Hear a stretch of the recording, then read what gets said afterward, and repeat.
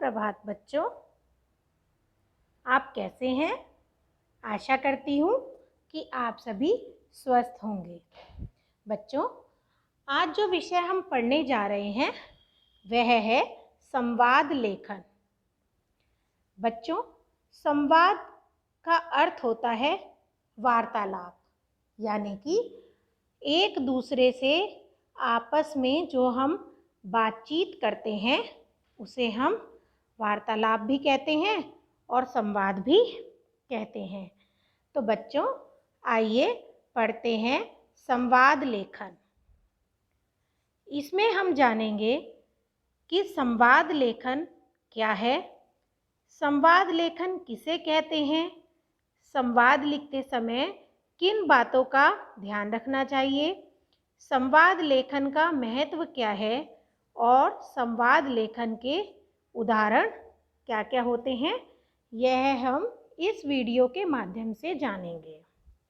तो चलिए पढ़ते हैं संवाद किसे कहते हैं।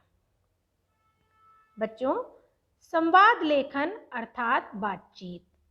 जब दो या दो से अधिक व्यक्ति किसी विषय पर बातचीत करते हैं तब वह संवाद कहलाता है तथा इसके लिखित रूप को संवाद लेखन कहते हैं। संवाद लिखना एक कला है, इससे भाषा का विकास होता है। नाटक, कहानी अथवा एकांकी के पात्रों की आपसी बातचीत को संवाद कहते हैं। संवाद लेखन के दौरान ध्यान देने योग्य बातें, किन किन बातों का हमें ध्यान देना चाहिए वह हम पढ़ रहे हैं। संवाद की भाषा सरल, स्पष्ट, पात्रानुकूल व भावनानुकूल होनी चाहिए। इसका मतलब है कि जो भी हम संवाद लिख रहे हैं उसकी भाषा सरल होनी चाहिए, वह दूसरे को समझ में आनी चाहिए, इसलिए वह स्पष्ट भी होनी चाहिए। पात्रों के अनुकूल होनी चाहिए, यानी कि जिस विषय पर आपको संवाद लेखन दिया गया है उसके अनुकूल ही आप भाषा का प्रयोग करेंगे। वाक्य रोचक व संक्षिप्त होने चाहिए। जब भी हम संवाद के लिए वाक्य लिखेंगे तो वह रोचक होने चाहिए, पढ़ने में अच्छे लगने चाहिए और छोटे होने चाहिए। संवाद घटना, परिस्थिति तथा समय के अनुकूल होने चाहिए। संवादों में क्रमबद्धता होनी चाहिए, यानी कि क्रमबद्धता का अर्थ है कि जैसे आपसे किसी ने कोई प्रश्न पूछा तो आप उसी का तो उत्तर देंगे, तो ऐसे ही सीक्वेंस में होना चाहिए। तो अब हम इससे आगे पढ़ेंगे दो और बातें जो संवाद लेखन के लिए ध्यान देने योग्य हैं। संवाद छोटा तथा प्रभावपूर्ण हो, यानी कि ज़्यादा बड़ा संवाद ना हो, छोटा हो और छोटे में ही प्रभावपूर्ण हो। संवाद की भाषा सरल एवं व्यक्ति के अनुरूप हो। तो बच्चों, अब आपको समझ में आ गया कि संवाद कैसे लिखना है। तो चलिए हम एक संवाद पढ़ते हैं। गांव व नगर की तुलना करते हुए साजिया और फिजा की बातचीत, यानी कि दो लड़कियां हैं जिनका नाम है साजिया और फिजा। ये दोनों गांव और नगर की तुलना कर रही हैं। तो अब देखिए किस तरह से ये संवाद लेखन किया गया है। साजिया, हमारा देश तो गांवों का देश है, गांवों से ही तो नगर बनते हैं।